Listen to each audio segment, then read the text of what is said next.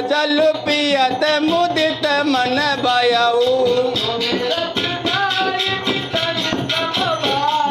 तेहि समय लौकिक व्यवहारू माया सेवक समेत सुत नारी